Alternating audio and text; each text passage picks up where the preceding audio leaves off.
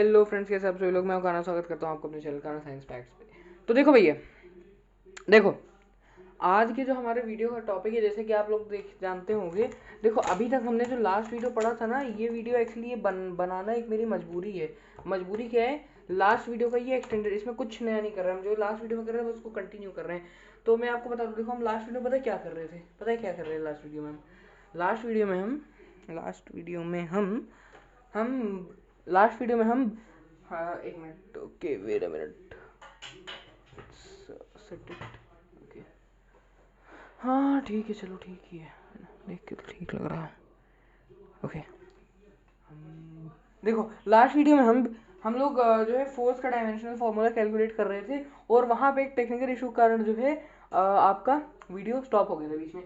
देखिए आज जो है हम लोग उसी को कंटिन्यू करेंगे, ठीक है। और अगर आज भी ये वीडियो अगर आज ये video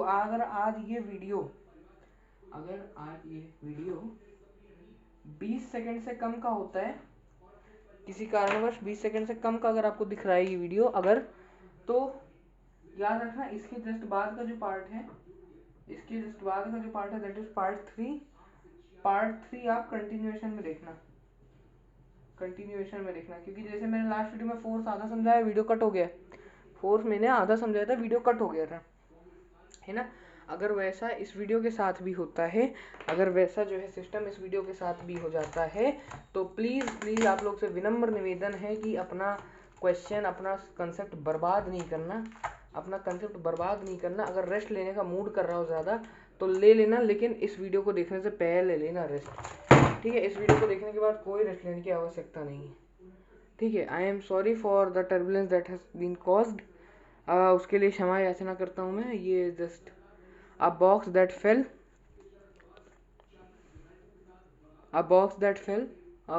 that was the cause, okay, leave it। अभी फिलहाल जो है हम तो हम लोगों को जो है वो जो बॉक्स जो गिरा है, मैं एक्चुअली कॉर्नर पे रखा था तो मेरा पैर को धक्का लग गया। Leave it. देखो अगर ये वीडियो आपको इतने टाइम से कम का दिखता है, अगर ये वीडियो ये मार्कर तो बिल्कुल, तो अगर आपको वीडियो इतने टाइम से कम टाइम का दिखता है, तो इसका अर्थ ये है कि अब आपको ये वीडियो जो है फिर से देखना है, मतलब अगला जो पार्ट है उसके कंटिन्यूएशन में देखना है। लास्ट वीडियो में क्या हुआ था ना, लास्ट वीडियो मैंने 47 मिनट समथिंग का बनाया था, ठीक है। और इतना बनने के बाद जो हुआ था ना, इतना बनने के बाद वीडियो अपने आप से कट हो गया था टेक्निकल फॉल्ट के कारण, ठीक है। टेक्निकल फॉल्ट के कारण वीडियो से कट हो गया था। कट होने की वजह से आज हमको ये वापस बनाना पड़ रहा है, और मुझे पता है आप उसको और इसको कंटिन्यूएशन में देख नहीं रहे होंगे। अब चूंकि आप कंटिन्यूएशन में नहीं देख रहे हैं, तो मुझे जो है आपको वापस से ये समझाना पड़ेगा फोर्स का डायमेंशन। नहीं तो आपने 2+2 में आधा कैलकुलेशन देखा है, 2 और 2 कितने होते हैं जोड़ना आप बताया है मैंने, लेकिन आंसर मैंने आपको नहीं बताया, तो वैसा देखने का कोई मतलब नहीं। तो लेट्स गेट बैक, लौट के बुद्धू चलिए घर को आए, ठीक है, ठीक है, ओके। तो चलो हम यहाँ से स्टार्ट करते हैं। हम कहाँ से स्टार्ट करते हैं? हम स्टार्ट करेंगे भैया फोर्स के डायमेंशन से, किसी डायमेंशन में फोर्स के डायमेंशन से। फोर्स के डायमेंशन जो कि मैंने लास्ट वीडियो में हमने स्टार्ट कर दिया था, उससे हम वापस से स्टार्ट करते हैं, ठीक है। उसको हम वापस से जो है स्टार्ट करते हैं, उसको हम वापस से क्या करते हैं, हम करते हैं स्टार्ट। और फोर्स के डायमेंशन में हमने उसका डायमेंशनल फॉर्मूला निकालना प्रारंभ यानी शुरू कर दिया था, और उसी को आज हम कंटिन्यू करेंगे। देखो फोर्स का फॉर्मूला लिखते हैं, F=ma होता है, ठीक है। इसको पहला स्टेप था फॉर्मूला लिख के, उसके बाद इसमें से फंडामेंटल कन्वर्ट करना। तो F=m होता है मास होती है, m है mass is the most fundamental, तो अपन एक फंडामेंटल में आ गए। नेक्स्ट है एक्सेलरेशन को हम लिख सकते हैं वेलोसिटी बाय टाइम, ठीक है, ठीक है या नहीं, ठीक है। अब F= मास वापस लिख दो, इनटू डिवाइडेड बाय यहाँ पे जो टाइम है इसको नीचे ट्रांसफर कर दिया मैंने, तो ये अपन ने वापस लिख दिया। ये थोड़ा सा और फंडामेंटल हो गया अपना। तो ये अपन ये दोनों फंडामेंटल, लेकिन वेलोसिटी अभी भी आपका डिराइव्ड में, इसको और फंडामेंटल लेके आओ। वेलोसिटी होता है डिस्प्लेसमेंट अपॉन टाइम। अब ये है तो सब फंडामेंटल, लेकिन डिस्प्लेसमेंट फंडामेंटल क्वांटिटी का डिस्प्लेसमेंट का नाम कुछ और है।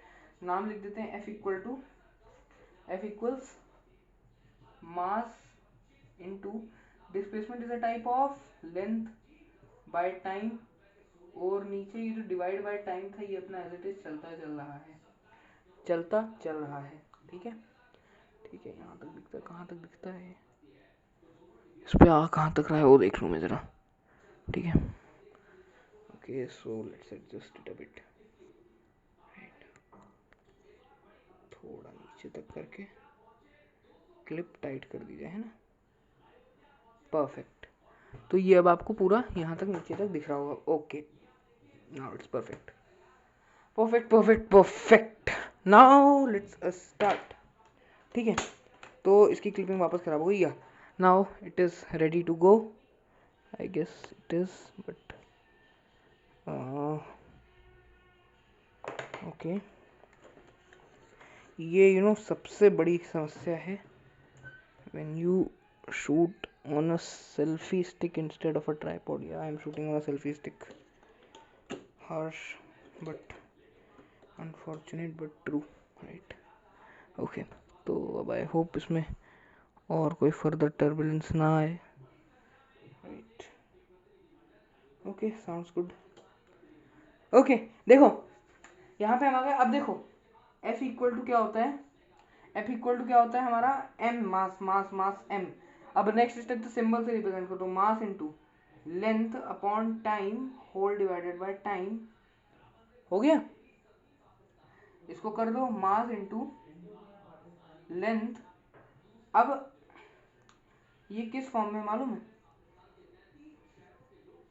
A upon B whole upon C will be equal to A upon B सी।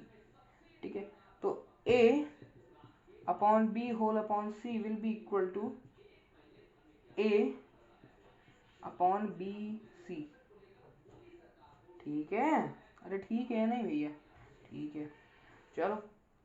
तो इसको लिख दो M L by T square, M L by T square which is equal to M L T minus two. क्यों, square ऊपर गया minus बन गया, square ऊपर गया माइनस बन गया, परफेक्ट, गुड टू गो।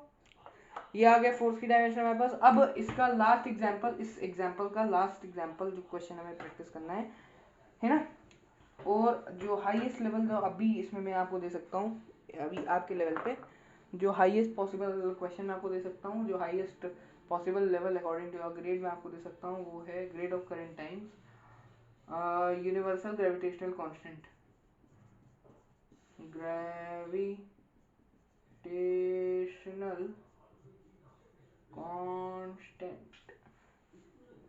ठीक है, universal gravitational constant, universal gravitational constant which is G. G किससे रिलेटेड, आपने जी वन में क्या फॉर्मूला पढ़ा था, जी से रिलेटेड जी वन में क्या फॉर्मूला पढ़ा था आपने, F equal to G M M by R square. याद करो gravitation, the gravitational force between two bodies is given by the product proportional to m by r square। ठीक है, when you remove this you'll get this one, या इसका एक value होता है, ध्यान है। तो देखो अभी इसको रट के ले लो, इसका वैल्यू क्यों होता है, फिर वैल्यू है, फिर भी ये डायमेंशनल है, लेकिन यूजुअली जिनका वैल्यू होता है वो डायमेंशनलेस होता है, बट अभी इसका डायमेंशन है। तो आपने इसका फॉर्मूला क्या पड़ता है, F equal to G M M by R square. आपको जी के लिए फॉर्मूला चाहिए, जी का डायमेंशन चाहिए, तो फॉर्मूला जी के टर्म्स में चाहिए। तो जी इक्वल टू कितना आ जाएगा यहाँ से, G equal to F R square by M into M. ठीक है, एम मल्टीप्लाई कर रहा था, सेट गया डिवाइड किया, आर डिवाइड कर रहा था, सेट गया मल्टीप्लाई किया, तो जी का फॉर्मूला आ गया, पैक कर दो। Let's start the calculation, G equal to F R square by M M. Video pause करिए, 10 सेकंड का टाइम है, 10 सेकंड में इसको खुद ट्राई करो। अगर नहीं होता है आपसे तो फिर वीडियो को रिज्यूम करना। पॉज करने के लिए I give you 5 4 3 2 1। I hope आपने ट्राई किया होगा खुद से आई होप आपने ट्राई किया होगा। अगर आपसे हुआ तो ठीक है, नहीं हुआ तो भी कोई दिक्कत नहीं, हम बता देंगे, लेकिन आगे मेक श्योर कि हो जाए।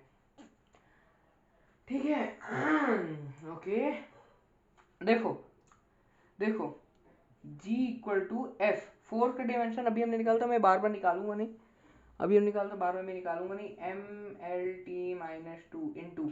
अब इसमें देख लो कौन सी चीज क्या है, देखो एफ है फोर्स, जी आपको पता है यूनिवर्सल ग्रेविटेशनल कांस्टेंट, आर है radius, which is a type of length, ये दोनों है मास।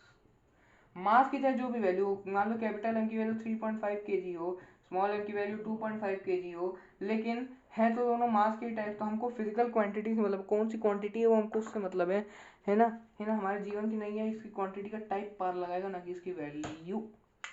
तो ये दोनों मास है भैया, ये तो क्या है भैया, मास है, मास है तभी तो खास है। वाह वाह वाह वाह। तो देखिए इनटू आर है लेंथ, तो आर का स्क्वायर यानी लेंथ का square, 2 times of R 2 times of length. M और एम ये दोनों क्या है, मास और मास। अब मैं डायरेक्ट सिंबल लिख रहा हूँ, आपको पता है कौन सी क्वांटिटी क्या है। तो G equal to M L T minus 2 L² by m²। ठीक है, अब इसको जरा सॉल्व करो भैया। G इक्वल टू, यहाँ पे आ जाइए, यहाँ पे आ जाइए, यहाँ पे आ जाइए, MLT-2L² बाय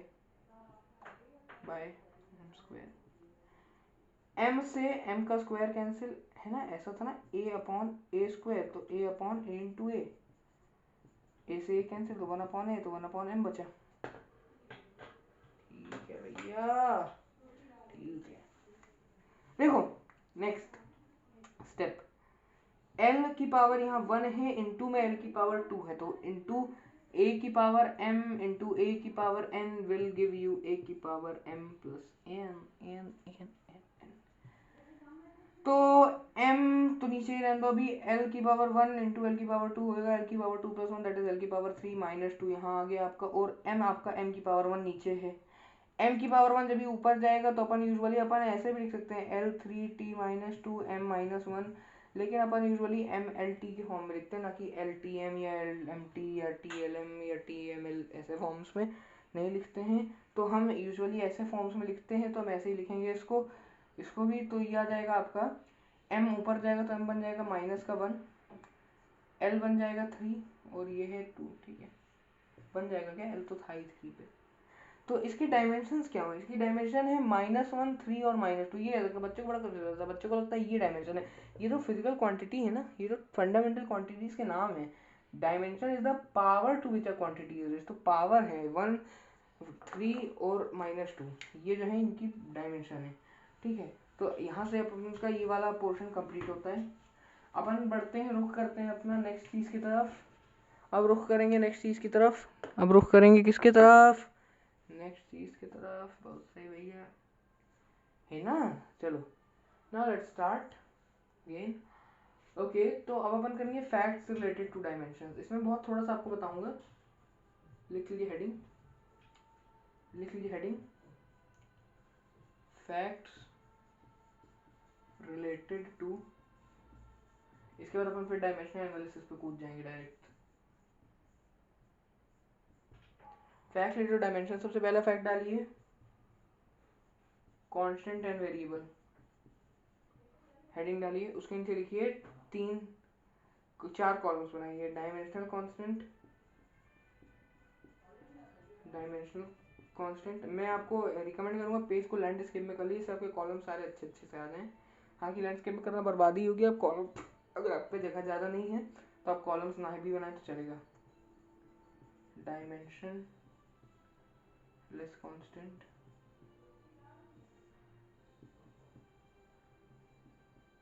डायमेंशनल वेरिएबल और डायमेंशनलेस वेरिएबल। इनके नीचे इनके बारे में लिखिए जरा। डायमेंशनल कांस्टेंट, कांस्टेंट क्या होता है, सबसे पहले कांस्टेंट वेरिएबल बताओ, कांस्टेंट क्या होता है। कांस्टेंट का एग्जांपल 1 2 3 4 5, इसमें लिखना नहीं है कुछ, अभी मैं एग्जांपल आपको दे रहा हूँ। 3 4 5 6 7 -1 -2 पाई हो गया।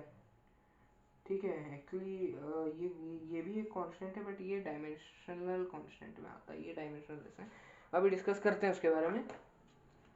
तो भैया देखो, उसको लिखेंगे, मेरी एनर्जी बड़ी डाउन हो चुकी है। मैं एक्चुअली इसी पार्ट को तीसरे बार टेक कर रहा हूँ, just because the god damn technical issue. तो anyways leave it. Dimensional constant, dimensional constant क्या होते हैं, constant which possess dimension, constant which have dimension, constant which have fixed dimensions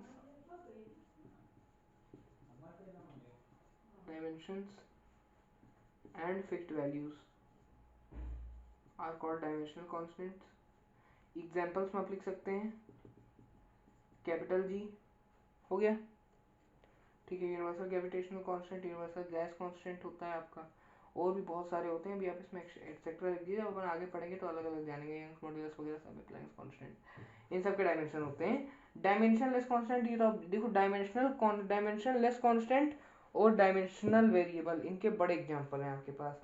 dimensional constant और डायमेंशन लेस वेरिएबल के example आपके पास कम है। तो यहाँ पर एक तो डायमेंशनल लेस कांस्टेंट्स में constants which have a fixed value, constant वही ना हुआ, हाँ लिख ले भाई, but not dimensions, but not a dimension, ठीक है। Constant which have a fixed value but not a dimension is called as dimensionless constant।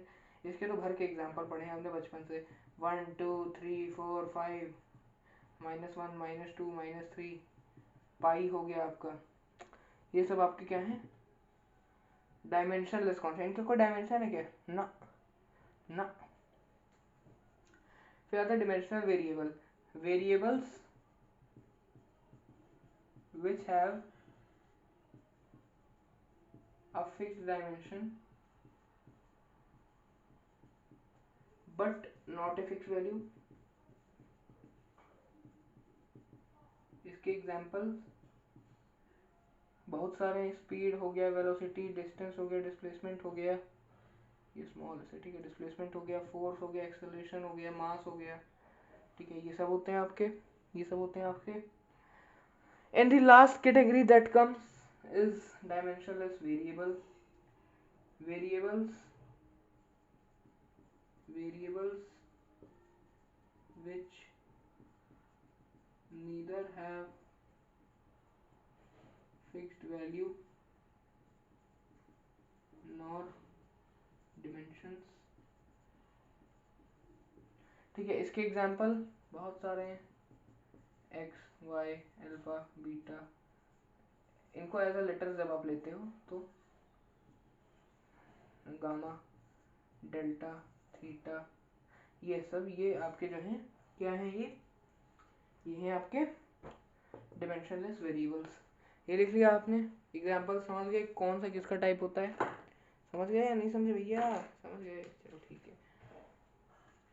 अच्छा मुझे एक बात बताओ, अभी हमने जो लास्ट हमने किए था यूनिवर्सल ग्रेविटेशनल कांस्टेंट, वो कौन सा कांस्टेंट है, डायमेंशनल कांस्टेंट है या डायमेंशनलेस कांस्टेंट है, ये बताओ मुझे।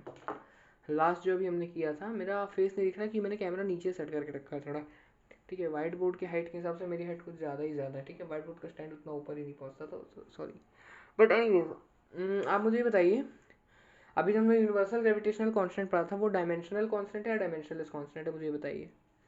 यूनिवर्सल ग्रेविटेशनल कांस्टेंट अभी हमने पढ़ा जस्ट अभी, इसी के जस्ट पहले, तो वो डायमेंशन पहले, इसके पहले जो हमने पढ़ा था वो डायमेंशनल कांस्टेंट है डायमेंशनल कांस्टेंट है, ये बताइए मुझे। यस बिल्कुल सही कहा आपने, वो डायमेंशनल कांस्टेंट है, क्यों? क्योंकि उस पर यूनिट होती है, या फिर ऐसा बोलो उस पर यूनिट होती है इसलिए क्योंकि वो डायमेंशनल कांस्टेंट है, ठीक है। ये पहला फैक्ट हो गया। दूसरा फैक्ट,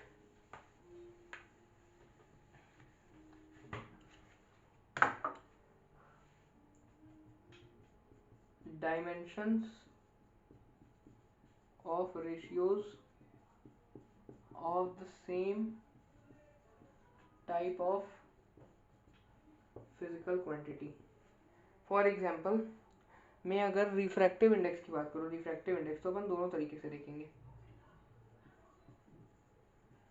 रिफ्रैक्टिव इंडेक्स क्या होता है, क्या होता है, mu equal sine i by sine r होता है, बचपन में पढ़ा है। एक बात बताओ, साइन आई फॉर एग्जाम्पल मैं आई को ले रहा हूँ 60, तो साइन 60 आता है √3/2। √3/2 क्या एक नंबर है, नंबर का कोई डायमेंशन नहीं होता, तो इसका डायमेंशन होगा m0 l0 t0, ये इसका रिप्रेजेंटेशन होता है, जस्ट इसके बाद देखेंगे।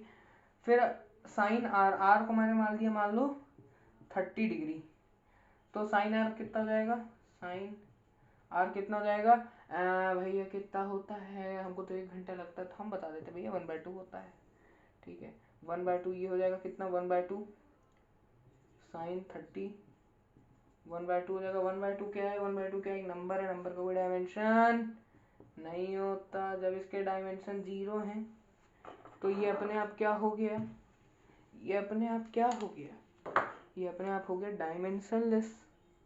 ये अपने आप ही हो गया डायमेंशनलेस, डायमेंशनलेस। ठीक है, परफेक्ट परफेक्ट, ठीक है, समझे। दूसरे तरीके से इसको डायमेंशनलेस प्रूफ कर दूंगा, मैं कर दूंगा, मेरा क्या जाता है। देखो रिफ्रैक्टिव इंडेक्स क्या होता है, म्यू होता है, म्यू से रिप्रेजेंट किया जाता है। म्यू क्या होता है, ratio of speed of light in the medium by speed of light in the vacuum. ये स्पीड ऑफ लाइट है, इसका डिमेंशन क्या होगा, एल टी माइनस वन। ये स्पीड ऑफ लाइट है, इसका डिमेंशन क्या होगा, L T minus one. L T minus one से माइनस वन मर गया, कितना बचा, वन बचा, बचा। ठीक है, वन है यानी कांस्टेंट नंबर है, M zero L zero T zero, कोई डायमेंशन नहीं। फिर से हमने प्रूफ कर दिया, हेंस इट इज डायमेंशनलेस। और इसके नीचे एक पॉइंट और लिख लेना नोट डाल के, इसी हेडिंग पे, सेम हेडिंग पे, the ratios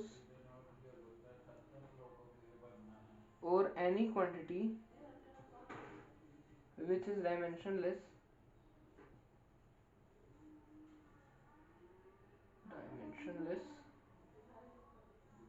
is also unitless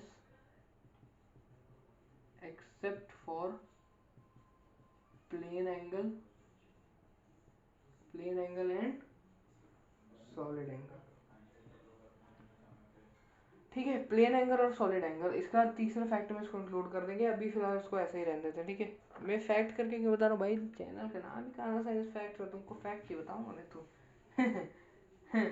देखो देखो,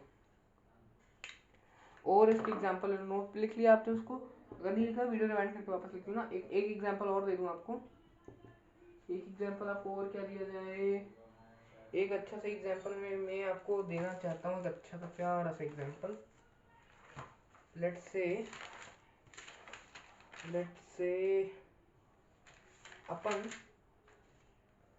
कोई एक अच्छा इजी एग्जांपल, इजी देखो स्ट्रेन जो होता है, स्ट्रेस और स्ट्रेन दो चीजें पढ़ते हैं अपन फिजिक्स में। उसमें जो स्ट्रेन होता है, स्ट्रेन का फॉर्मूला होता है change in dimension divided by original dimension. दोनों क्वांटिटीज क्या है एक प्रकार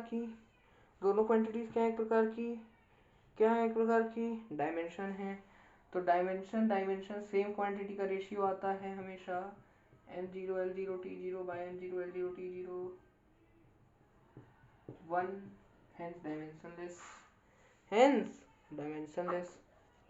ठीक है, ये आपके एग्जांपल हो गए। अब दो है तीसरा फैक्ट देखते हैं, dimension of plane and solid angle.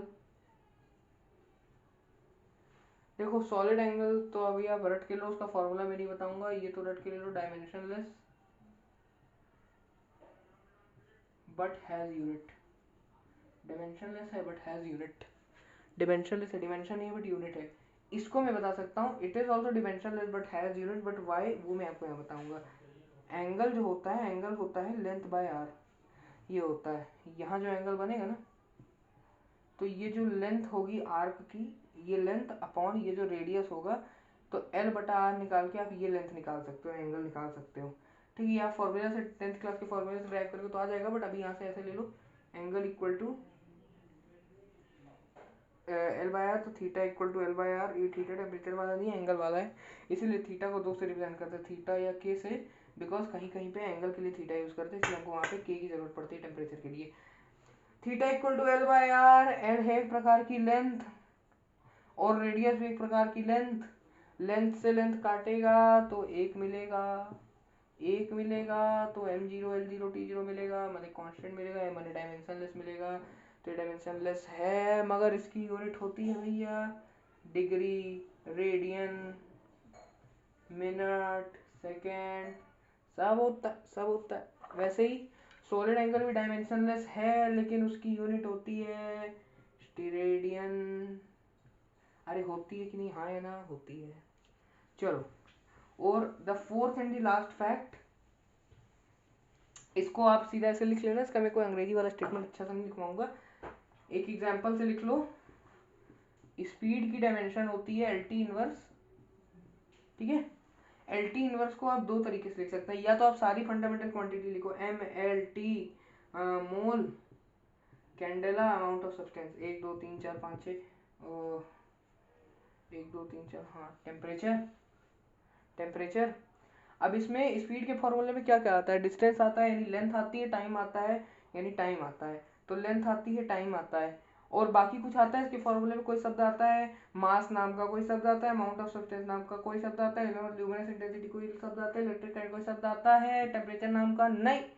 जब नहीं आते तो सबके डायमेंशन जीरो, सबकी पावर जीरो, यानी सब इसमें वन होते हैं, वन को सबसे मल्टीप्लाई करोगे तो ये हो जाएगा वन, ये हो जाएगा वन, ये हो जाएगा वन, ये हो जाएगा वन, ये हो जाएगा वन, और इन सबको आपस में जो है आप करोगे मल्टीप्लाई, और आपको क्या मिलेगा L one T minus one into one into one into one into one into one, तो आपको क्या मिलेगा अंत में एल टी माइनस वन मिलेगा। नहीं समझ में आया, सिंपल ही रख लो कि आप इस ऐसे भी लिख सकते हो इस चीज़ को, ऐसे भी लिख सकते हो आप इस चीज़ को। ये ध्यान आ गया, ये समझ आ गया भैया, बिल्कुल आ गया समझ में हमारे, बिल्कुल एकदम कंठस्थ समझ में आ गया। चलो ठीक है, बहुत सही भाई, यार बहुत सही भाई, अगर समझ में आ गया तो बहुत सही है, यही तो मैं आपको सिखाना चाहता था, ठीक है। और दूसरा, दूसरा अरे दूसरा, दूसरे में हम पढ़ते हैं, इसको लिखते हैं mainly m0 l1 t minus one के फॉर्म में। क्यों? क्योंकि आधे से ज़्यादा डायमेंशन इन द वर्ल्ड जो है mlt के फॉर्म में एग्जिस्ट करते हैं। इसको ज़्यादा आप इंग्लिश में लिख सकते हो, मैं डिक्टेट कर रहा हूँ, आप लिख लेना, मैं लिखूंगा नहीं लेकिन मैं डिक्टेट कर दूंगा, आप लिख लेना। Since most of the derived units, most of the derived, okay, write it again. Since most of the derived physical quantities exist in the form of m, l, and t, so it being most abundant, hence contributes much in the dimensional formula, and hence we write all the dimensional formula mainly in the form of mass, length, time, that is m, l, and t. ठीक है, ठीक है भैया, ठीक है भैया। तो M L T के फॉर्म में लिखते हैं, ऐसे लिखोगे तो भी करेक्ट है, ऐसे लिखोगे तो भी करेक्ट है, और m0 l1 t minus one, theta minus one, mole minus one, candela minus one, sorry sorry sorry sorry sorry theta zero, mole zero, candela zero, और एम्पियर जीरो लिखोगे तो भी सही है। मोस्ट वाइडली एक्सेप्टेड ये है कि डायमेंशन एनालिसिस में अच्छा खासा इसका काम आता है, क्या आता है, काम आता है। टेम्परेचर, इसके बाद सबसे ज़्यादा अबंडेंट होता है टेम्परेचर, ठीक है। मोल और कैंडेला, कैंडेला सबसे कम अबंडेंट होता है, उसका बड़ा कम नाम आता है, बट है फंडामेंटल यूनिट है तो है भैया, लिखते हैं। ये हो गया तीसरा फैक्ट, और अभी अपन जो है ये चौथा फैक्ट है, ठीक है, सॉरी मैंने नंबरिंग नहीं चेंज करी, ये चौथा फैक्ट है, ठीक है।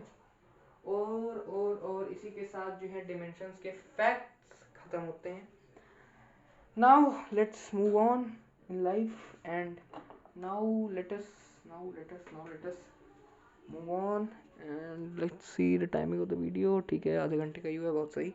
अभी कम से कम 15 मिनट और लूँगा आपके, ठीक है, बहुमूल्य 15 मिनट, 43 मिनट के आसपास कुछ कर देंगे इसको अपन, 44 मिनट, ओके ओके। तो आप देख सकते हैं यहाँ पे अब हम जो हैं, यहाँ पे हम जो हैं अब आते हैं डिमेंशनल एनालिसिस पे। डिमेंशनल एनालिसिस पे आते हैं। डिमेंशनल एनालिसिस क्या होता है? डायमेंशन मतलब इसमें डायमेंशन का यूज हो, एनालिसिस मतलब थोड़ा भैया जोड़ घटाव गुणा भाग जरा देखें क्या कैसा क्या करना होता है जीवन में, ये सब अगर हम देखें तो इस पोर्शन को हम क्या बोलते हैं, डायमेंशन एनालिसिस बोलते हैं। क्या बोलते हैं? डायमेंशन एनालिसिस बोलते हैं, बहुत सही। तो देखो डिमेंशन एनालिसिस पे क्या होता है हमारा, when we do dimension analysis we what we do, हम इसके डिमेंशन एनालिसिस का एप्लीकेशन करते हैं, ठीक है। Application of dimension, application of dimension बहुत टाइप से होता है। क्या होता है? बहुत टाइप से होता है। बहुत टाइप से कैसे कैसे होता है, तो अब अपन वो टाइप देखते हैं किस किस टाइप से। देखो पहला अपना टाइप होता है, पहला अपना यूज होता है conversion of units, conversion of units में अगर आपको बोलूं, अब अपन जरा यहाँ पे यूनिट्स के सिस्टम की बात कर रहे थे। हालांकि ये चैप्टर्स में आपको पहले पढ़ाया जाया जाता है, ये जो है आपको चैप्टर में पहले पढ़ाया जाता है, लेकिन मैं आपको बीच में पढ़ा रहा हूँ जिससे सब आपका लिंक में रहे। तो इसी से यहाँ से जरा यूनिट्स का टॉपिक छिड़ जाता है, तो यूनिट्स की बात कर लेते हैं। यूनिट्स के 4 सिस्टम ऑफ यूनिट्स होते हैं। सबसे कॉमन ये होता है एसआई, फिर होता है एसआई के बाद एफपीएस, ठीक है। एसआई के बाद डायरेक्ट आप अगर एफपीएस पे यूजुअली मतलब लोग जंप तो नहीं करते हैं, बट चलो अगर मैं मान के भी चलूं, तो आप वैसे कर तो सकते हो। देखो वैसे अब मैं वही बोल रहा ना, आपकी मर्जी है, ठीक है। सिस्टम ऑफ यूनिट्स पे अगर आप आएंगे ना तो आपके बहुत सारे होते हैं एक्चुअली अगर देखा जाए तो, बट आपका जो मेन सिस्टम ऑफ यूनिट होता है जो सबसे ज़्यादा वाइडली एक्सेप्टेड जिसको बोलते हैं, तो वो होता है एसआई यूनिट, ठीक है। क्या होता है वो होता है एसआई यूनिट, ठीक है। तो अगर आप एसआई यूनिट की बात करें, मैं एक्चुअली इसके क्वेश्चन भी ढूंढता जा रहा हूँ ना, साथ में से अच्छा से क्वेश्चन ढूंढ के आपको बढ़िया से करा सकें। तो देखो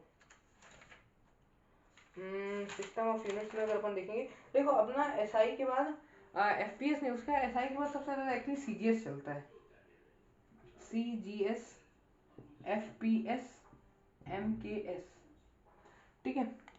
अरे ठीक है नहीं भाई, ठीक है, ठीक है। तो इसमें आप सिंपल सा लिख लो, एसआई में एम एल और टी क्या क्या यूनिट होता है। एसआई सिस्टम में मास को हम केजी पे नापते हैं, लेंथ को हम मीटर पे मापते हैं, टाइम हर जगह सेकंड में ही नापा जाता है। ध्यान रखना, time her system of unit में सेकंड पे ही नापा जाता है। सिस्टम ऑफ यूनिट क्यों बनाया गया था भैया? देखो क्या हुआ था ना, एक जमाने में भारत में एक यूनिट चलता था, विदेश में दूसरा यूनिट चलता है। सबने देखा होगा ना, अगर आप कोई फॉरेन की फिजिक्स की बुक लगाओगे तो जो आपने जो चीज़ को मीटर में नापा है, उन्होंने शायद उसी चीज़ को फुट में नापा होगा, इंचेस में नापा होगा, हो सकता है उन्होंने उसी लेंथ को यार्ड्स में नापा होगा, हो सकता है उसी मास को उन्होंने पाउंड्स में नापा होगा, ठीक है। तो इसलिए सिस्टम ऑफ यूनिट्स बनाए गए और सबका अपने आप में कन्वर्जन होता है। स्टैंडर्ड एक ही होता है इनका, स्टैंडर्ड आपको नहीं लिखवाएंगे, वो आपको फिजिकल वर्ल्ड चैप्टर में जाता है जो कि अब आपके सिलेबस से रिलेटेड है, तो मैं आपको नहीं पढ़ाऊंगा, ठीक है। इधर पे भी मास लेंथ टाइम का देख लिया जाए, मास लेंथ टाइम का देख लिया जाए, यहाँ पर भी सेम मास लेंथ टाइम का देख लिया जाए, ठीक है।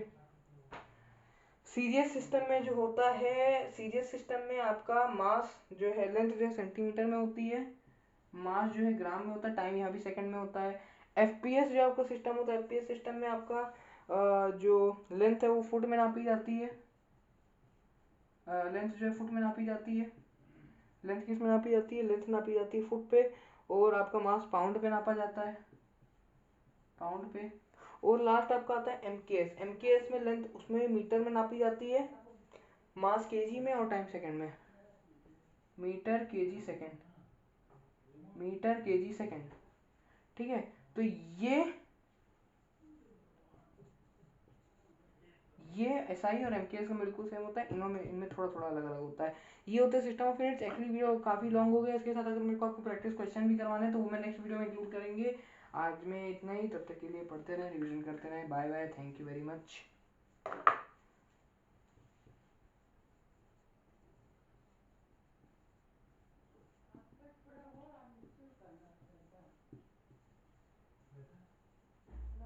चलिए इसी के साथ bye bye everyone, best of luck, all the very best.